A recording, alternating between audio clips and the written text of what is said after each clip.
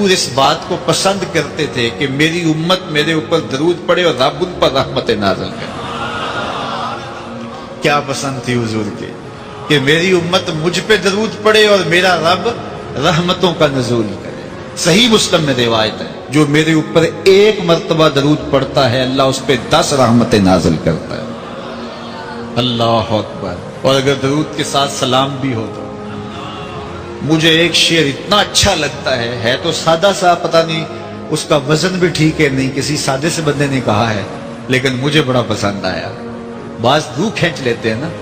کسی نے کیا خوب کہا کہ درود پڑھنے سے ثواب ملتا ہے، سلام پڑھنے سے جواب ملتا ہے۔ کتنا سادہ اور کتنا خوبصورت۔ درود پڑھنے سے ثواب ملتا ہے، سلام پڑھنے سے جواب ملتا ہے۔ اور اگر حضور کی طرف سے وعلیکم السلام کے لفظ آگے تو اور کیا چاہیے؟ اس لیے کثرت سے حضور کو سلام کرو۔ یار آپ گلی سے بازار سے گزرتے ہوں تو کوئی لڑکا، کوئی بزرگ، کوئی شخص آپ کو روز سلام کرے تو ایک دن آپ پوچھتے ہیں نا یہ کون ہے؟ روز ہی سلام کرتا ہے، یہ کس کا بیٹا ہے؟ یہ روز سلام کرتا ہے۔ پھر کس دن آپ روک کے پوچھیں گے پتر کس کے پتر ہو؟ اتنے اچھے ہو کہ روز سلام کرتے ہو۔ تو ایک دن حضور بھی پوچھیں گے نا یہ کس کا پتر ہے، یہ کس کا بیٹا ہے، یہ روز مجھے سلام کرتا ہے۔ تو پھر حضور سے تعارف ہو جائے گا۔ اس لیے حضور کو سلام کیا کرو۔ حضرت ابو درداء رضی اللہ تعالیٰ عنہ کہتے ہیں میں حضور کی بارگاہ میں جب آقا نے فرمایا نا کہ جمعے کے دن کثرت کے ساتھ میرے پہ درود پڑا کرو، تو میں نے عرض کی حضور جب آپ وصال کر جائیں گے تب بھی یہ عمل جاری رکھیں؟ تو حضور نے فرمایا اللہ نے مٹی پہ حرام کر دیا نبیوں کے جسموں کو کھائے۔ فَنَبِيُّ اللَّهِ حَيٌّ يُرْزَقُ، نبی قبروں میں زندہ ہوتے ہیں اور انہیں رزق بھی دیا جاتا ہے۔ اس لیے جمعے کے دن کثرت کے ساتھ میرے اوپر درود پڑھو، میرے اوپر سلام پڑھو۔ اللہ اکبر۔ تو حضور فرماتے ہیں مجھے یہ بات پسند آتی ہے کہ کوئی میرے پہ درود پڑے اور پھر رب اس پہ رحمت نازل کرے۔ اللہ اکبر۔ حضرت ابی بن کعب کہتے ہیں میں نے حضور سے کہا حضور میں چوتھا حصہ آپ پہ درود پڑھوں گا اور باقی جو 3 حصے ہیں دیگر وظیفے کر لیا کروں گا۔ تو آقا کریم نے فرمایا ما شئت وَإِن زِدْتَ فَهُوَ خَيْرٌ، جیسے تمہاری مرضی، لیکن اگر درود کو بڑھا دو تو ہوگا اچھا۔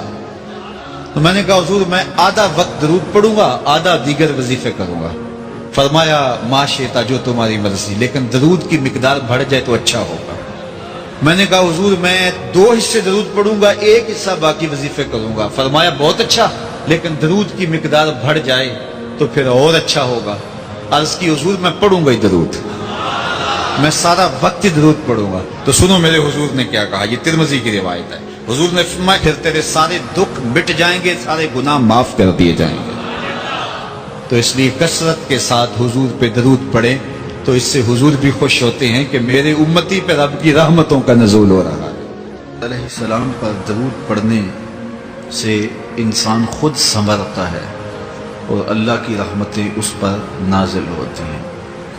علماء نے لکھا ہے کہ درود اللہ کی بارگاہ میں ایک دعا ہے جو اللہ کی بارگاہ میں عرض کی جاتی ہے، اے اللہ نبی رحمت صلی اللہ علیہ وآلہ وسلم پر رحمتوں کا نزول کر۔ تو کوئی یہ دعا مانگے کہ اے اللہ اپنے نبی پر رحمتوں کا نزول کر، تو کیا اللہ تعالیٰ اس کی یہ دعا قبول نہیں کرے گا؟ تو درود ہر صورت میں قبول ہے۔ تو اس کا جو فائدہ ہوا کہ جس نے ایک مرتبہ حضور کے لیے اللہ کی بارگاہ سے رحمتوں کی دعا مانگی تو اس کے مانگنے سے محبوب علیہ السلام پر کتنی رحمتوں کا نزول ہوا وہ تو اللہ جانتا ہے، یا جس محبوب کریم پہ نزول رحمات ہوتا ہے وہ جانتے ہیں، لیکن جو ہاتھ اٹھا کے دعا مانگے، جو ہاتھ باندھ کے درود پڑھے، ایک مرتبہ درود پڑھنے سے اللہ کی 10 رحمتیں اس پر نازل ہوتی۔ تو جو مسلسل درود پڑھے جا رہا ہے تو پھر رحمت کی برسات ہوتی ہے اس کے اوپر۔ رسول کریم صلی اللہ علیہ وآلہ وسلم نے ارشاد فرمایا تم جہاں بھی ہو میرے اوپر درود پڑھو، تم جہاں بھی درود پڑھتے ہو وہ میرے تک پہنچتا ہے۔ صبح پڑھو، شام پڑھو، دوپہر پڑھو، دن کو پڑھو، رات کو پڑھو، نماز سے پہلے پڑھو، نماز کے بعد پڑھو، محفل کے آغاز میں پڑھو، محفل کے دوران پڑھو، محفل کے اختتام پہ پڑھو، مسجد میں پڑھو، گھر میں پڑھو، جہاں بھی میرے اوپر درود پڑھو گے، جیسے بھی میرے اوپر درود پڑھو گے، فرمایا میرے تک پہنچتا ہے۔ ہر شخص یہ چاہتا ہے کہ میں حضور کی قربت پاؤں، حضور کا قرب مجھے ملے، اور اگر کسی کے سینے میں یہ آرزو نہیں ہے تو اس کے سینے میں دھڑکنے والا دل کسی مومن کا دل ہی نہیں۔ یہ میری بھی آرزو ہے، گناہ گار ہونے کے باوجود آرزو ہے، آپ کی بھی آرزو ہے۔ آرزو تو کی جا سکتی ہے، چونکہ کرم ہوتے دیر نہیں لگتی، وہ جس پہ چاہے کرم فرمائے۔ تو اگر قربت حاصل کرنی ہے تو پھر اس کا طریقہ کیا ہے؟ رسول کریم صلی اللہ علیہ وآلہ وسلم نے ارشاد فرمایا، قیامت کے دن میرے سب سے نیڑے وہ ہوگا جو سب سے زیادہ میرے اوپر درود پڑتا ہے۔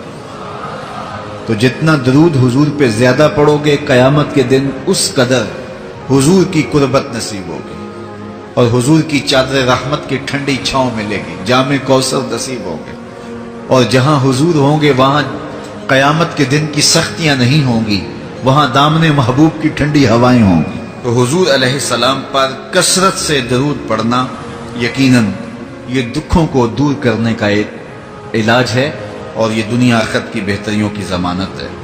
حضرت ابو ہریرہ رضی اللہ تعالیٰ عنہ سے روایت ہے، جو امام ابو داود نے اپنی سند سے روایت کی ہے۔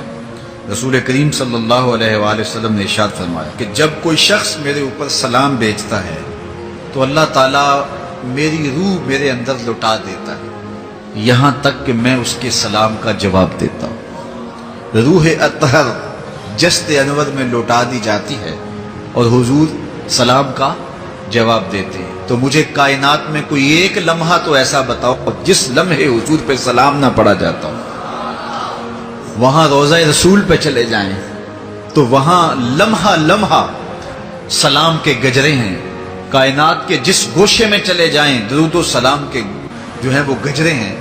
تو کوئی ایک لمحہ بھی 24 گھنٹوں میں ایسا نہیں ہے کہ جب حضور پہ سلام نہ پڑا جاتا ہو، اور جب سلام پڑا جاتا ہو تو حضور کی روح اطہر بدن رحمت میں ہوتی ہے اور حضور سلام کا جواب دیتے ہیں، اور جس کو حضور سلام کا جواب دے دیں، اللہ اکبر، کہ درود پڑھا کرو۔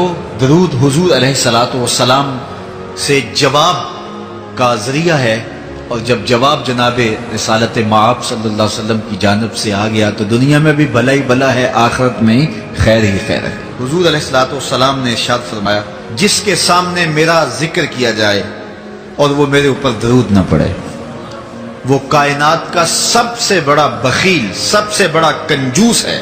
ہم بخیل تو نہیں ہیں،